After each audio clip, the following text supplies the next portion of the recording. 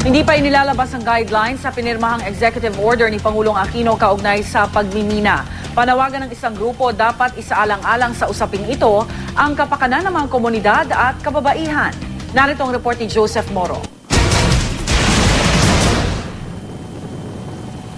Bahagi na raw ng ating kultura ang pagmimina. Bago man dumating yung mga mananakaw ay nagmimina na ang ating mga ninuno. Ang Baguio nga raw ay syudad na pinausbong ng pagmimina. Pero meron din naman mga tutol sa pagmimina dahil hindi rin maikakaila ang ilang perwisyong dulot ito sa ilang mga komunidad. Kamakailan lamang ay pinirmahan ni Pangulong Aquino ang executive order ukol sa pagmimina na magbabawal sa pag-i-issue ng mga bagong mining permits at pagbabawal ng pagmimina sa itinuturing ng mga lugar pangisdaan at agrikultural pati na ang tinatayang 78 na ecotourism sites. Bukod dito, tinatarget din ng mining policy na taasan ang buwis sa pagmina mula 2% hanggang 5% ng kabuoang kita ng mga mining company. A little bit pa sila apprehensive dahil yung implementing guidelines ay hindi pa naman tatapos. Habang nakabinbin pa ang guidelines na magpapatupad sa mining policy, isang grupo ng mga kababaihan ang itinatag para magsulong naman ng kapakanan ng mga babae sa mga mining community.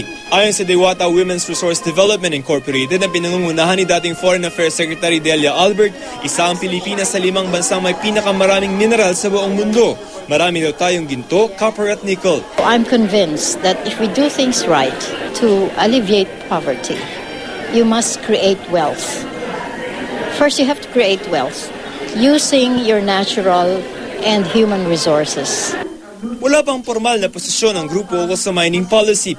Pero kailangan din daw kasabay ng pagsusulong sa pagmina sa bansa ang pagkalinga sa kapakanan ng mga komunidad, partikular na mga babae. We really would like to be able to promote the welfare of women, to advance their livelihood, their health, their culture, and education. So these are the people who we would like to benefit from mining.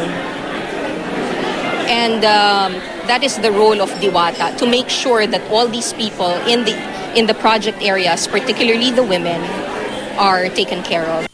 Para sa Unang Balita, Joseph Morong reporting.